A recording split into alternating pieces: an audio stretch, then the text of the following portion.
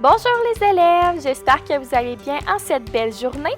Nous commencerons la période avec le français où nous apprendrons à analyser en arbre une phrase étape par étape.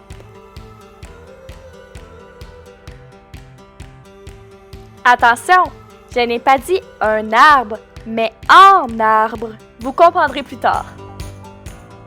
Alors, commençons sans plus attendre par comment analyser une phrase.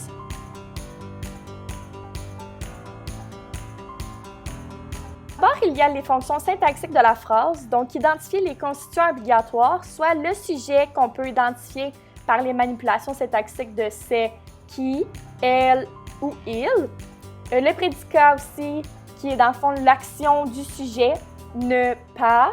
Et le complément de phrase, qui est facultatif, donc il ne se retrouve pas toujours dans les phrases. De plus, nous verrons plus en détail lors de l'exercice qu'il y a aussi des fonctions syntaxiques pour les groupes syntaxiques, comme un attribut du sujet ou un complément du nom.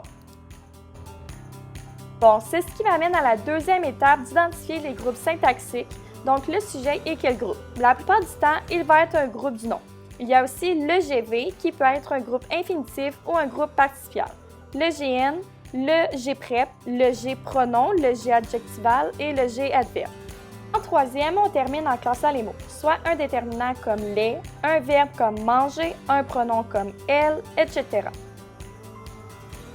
Alors ici, on voit bien les trois étapes d'identifier les fonctions syntaxiques de la phrase, mais aussi celles des groupes, identifier les groupes syntaxiques et identifier la classe des mots.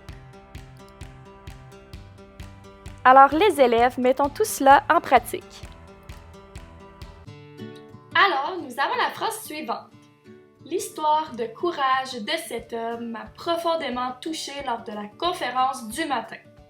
D'abord, nous allons identifier les constituants obligatoires en commençant par exemple par le prédicat, puisque c'est un groupe de verbes qui effectue l'action du sujet. Donc, il suffit de trouver le verbe et ce sera plus simple d'identifier les autres constituants après. Ici, c'est à toucher, du verbe toucher au passé composé. C'est le noyau du GV. Toutefois, on peut voir un M apostrophe devant lui. On fait quoi avec lui? Nous allons l'inclure dans le prédicat, car c'est un pronom qui a comme fonction le complément direct du verbe. Nous pouvons confirmer en effectuant la question « Ça a profondément touché qui? » Moi, représenté par le M apostrophe. Il fait donc partie du GV, puis il y a aussi le mot « profondément » qui s'intègre dans le GV et nous verrons pourquoi plus tard. Ensuite, le sujet est souvent un groupe du nom qui est placé avant le prédicat. Donc, si nous nous fions à ce qu'il y a avant le prédicat, il s'agit de l'histoire de courage de cet homme. Pour vérifier, nous pouvons effectuer les manipulations syntaxiques du sujet, soit est-ce qu'il peut se déplacer? Non, nous ne pouvons pas dire « m'a profondément touché lors de la conférence du matin, l'histoire de courage de cet homme ». Il ne peut pas non plus s'effacer, sinon la phrase n'aurait pas de sens. Par contre, est-ce qu'il peut se prominaliser? Oui, nous pouvons dire « elle m'a profondément touché lors de la conférence du matin ». Nous pouvons également l'encadrer par « c'est qui ». Dans ce cas, c'est l'histoire de courage de cet homme qui m'a profondément touché lors de la conférence du matin. Il s'agit donc bien du sujet et nous allons pouvoir le souligner.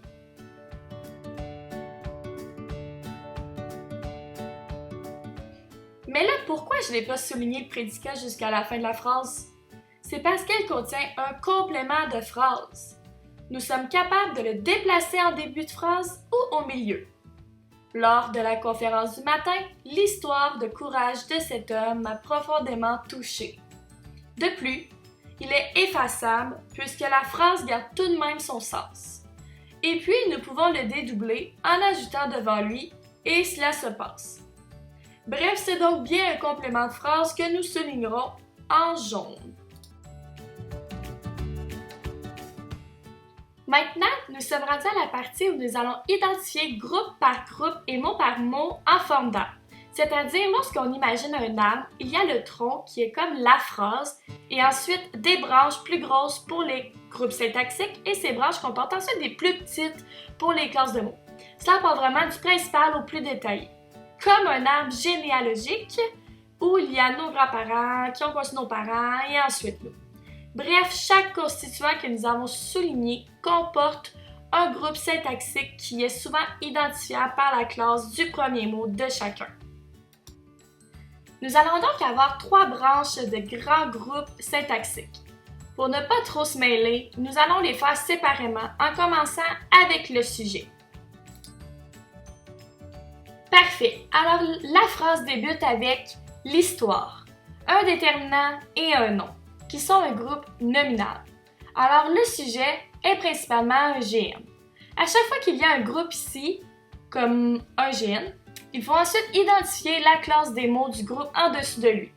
Dans ce cas, nous allons écrire un déterminant pour le L' et un nom pour histoire. Mais là, le sujet, ce n'est pas juste l'histoire. Ce qui suit est de. Pour savoir si c'est un déterminant, on peut utiliser la manipulation de remplacement par un autre déterminant. L'histoire le courage, l'histoire ma courage, ça ne fonctionne pas. Il ne s'agit pas d'un déterminant, mais peut-être d'une préposition. L'histoire avec courage. Ah, ça fonctionne! Il est donc une préposition. Mais une préposition ne constitue pas un groupe nominal. Il complète le nom. C'est un groupe prépositionnel. Donc, on rajoute une branche nommée groupe prép et une autre pour son noyau qui est la préposition de. Il est le complément du nom histoire, car c'est possible de l'effacer, mais pas de le déplacer puisqu'il est l'expansion du nom. On peut aussi le remplacer par un adjectif comme l'histoire enchantée. Après, nous avons le mot courage, qui est un nom. Donc, ça va être un groupe nominal. Donc, nous allons poursuivre notre arbre avec le groupe GN et son noyau, le nom courage, qui lui complémente la préposition de. Une préposition doit obligatoirement être suivie par un complément. Donc, l'histoire de quoi? De courage. C'est une liaison qu'ils font ensemble. Courage ne peut pas s'effacer ni se déplacer. Il doit être présent en fond. Ensuite, nous avons encore une préposition de pour complémenter le nom courage. Cela fonctionne de la même manière que pour l'autre groupe prépositionnel. Il peut s'effacer car la phrase peut fonctionner sans cette expansion. Mais il ne peut pas se déplacer car son rôle à lui est d'être le complément de courage et non d'un autre nom. Pour que les fonctions soient plus claires, j'ai ajouté des flèches pour démontrer que le groupe en question a une raison d'être là. Ils ne servent pas à rien là. Ils vont jouer une fonction sur le groupe devant eux. Par la suite, après la préposition de, il doit y avoir un complément. Ici, il s'agit de 7 hommes. 7 qui est un déterminant et ensuite homme qui a un nom. Donc, 7 hommes est un groupe nominal et il est le complément de la préposition de.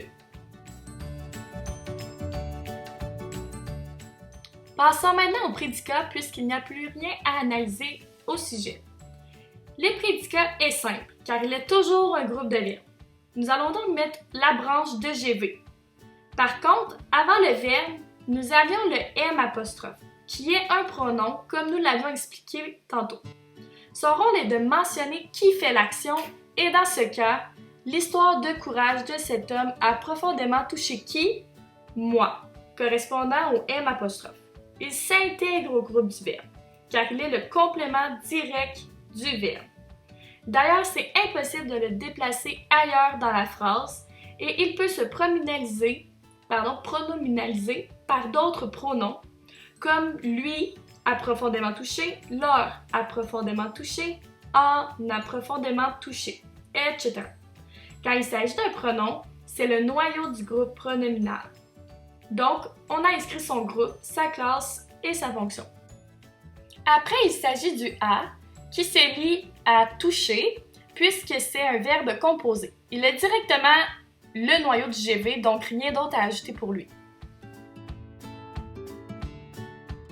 Il reste toujours le mot profondément que nous n'avions pas parlé. Il joue la fonction de modificateur, car il modifie le sens du verbe. Il l'intensifie. Nous pourrions dire m'a touché, Mais le mot profondément ajoute une intensité au verbe pour démontrer que l'histoire l'a pas juste touché, mais l'a beaucoup touché. Le modificateur peut être une préposition ou un adverbe. En ce qui concerne profondément, il peut être effacé de la phrase, il est facultatif. Il n'est donc pas une préposition car on ne peut pas effacer une préposition. Il est donc un adverbe simple. De plus, la plupart des adverbes vont avoir une terminaison ENT. Puisque c'est un adverbe, il est le noyau du groupe adverbial, c'est donc ce qui conclut le prédicat. En dernier, nous avons le complément de phrase débutant par le mot « lors ». Il est également suivi par « de ». Il s'agit de prépositions, mais à plusieurs mots. Elles s'appellent des locutions prépositives ou même on pourrait dire des prépositions complexes. Il est impossible de l'effacer. Nous ne pourrions pas dire « m'a profondément touché la conférence du matin ». Par contre, nous pouvons la remplacer par une autre préposition. Par exemple, pendant la conférence du matin, vers la conférence du matin, après la conférence du matin, etc.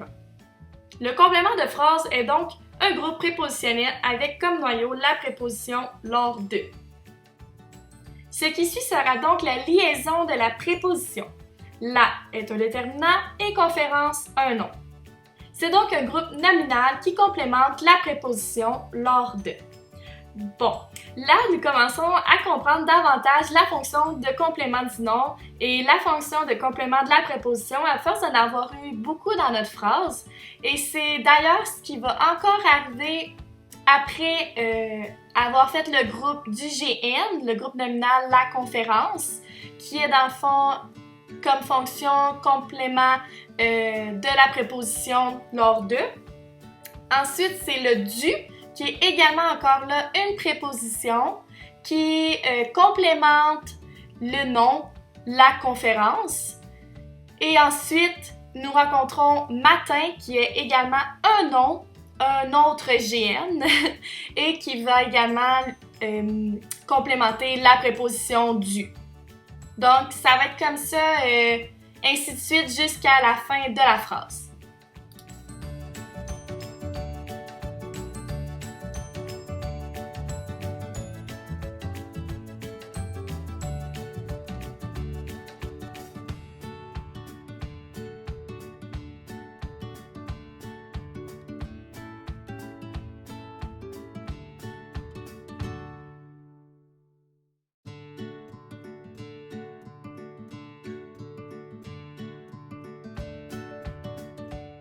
Donc voilà à quoi ça ressemble pour le résultat final, que dans le fond je l'ai refait pour que ça soit plus propre puis plus simple pour vous de comprendre. Donc maintenant, ça va être à vous d'expérimenter ce qu'on vient de voir dans les notions.